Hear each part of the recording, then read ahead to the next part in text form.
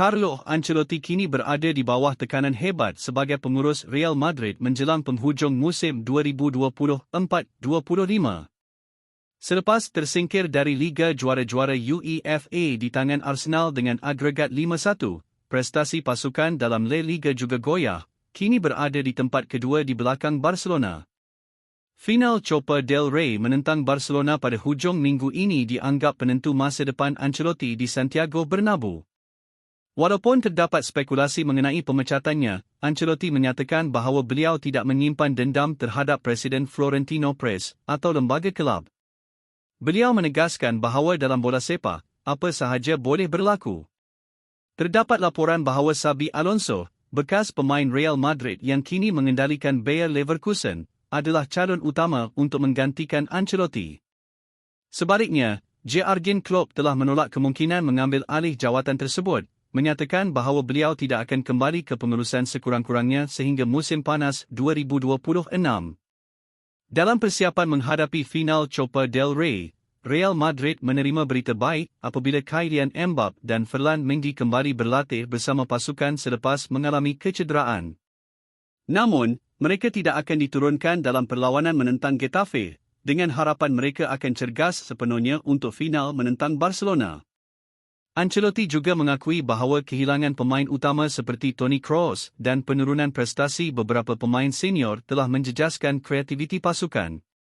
Beliau menyatakan bahawa masalah musim ini adalah jelas, dengan kehilangan dua pemain penting yang sukar digantikan. Keputusan dalam final Copa del Rey akan menjadi penentu sama ada Ancelotti akan terus mengemudi Real Madrid atau tidak.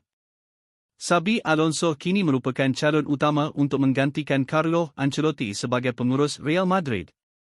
Alonso, yang kini mengendalikan Bayer Leverkusen, telah menunjukkan prestasi cemerlang di Bundesliga, menjadikan beliau pilihan utama Florentino Perez dan barisan pengurusan Madrid untuk mengambil alih jawatan tersebut.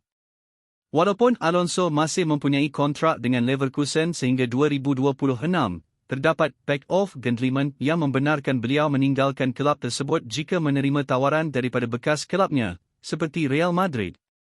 Namun, Alonso menegaskan bahawa beliau hanya akan mempertimbangkan jawatan di Madrid sekiranya Ancelotti berundur secara sukarela, kerana beliau tidak mahu menjadi punca pemecatan bekas jurulatihnya.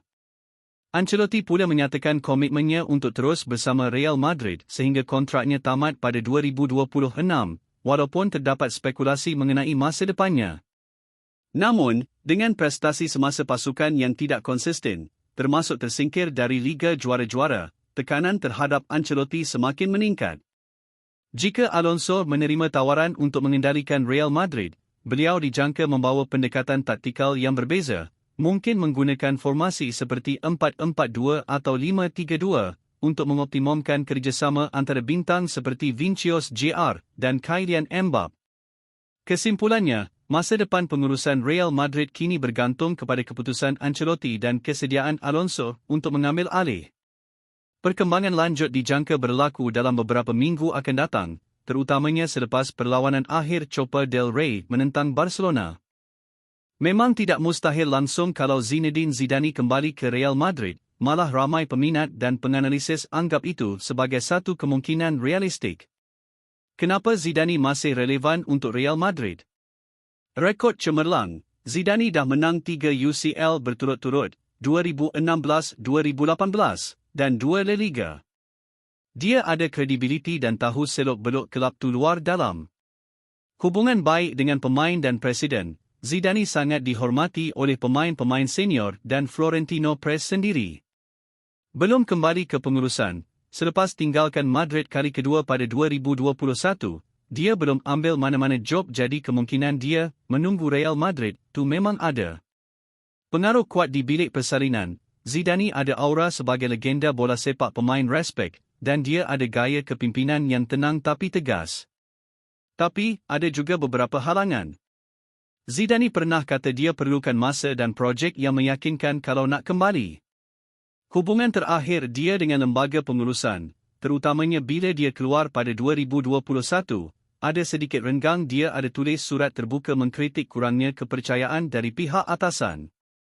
Ada desas-desus dia lebih berminat nak jadi pengurus pasukan kebangsaan Perancis, tapi itu pun belum jadi realiti.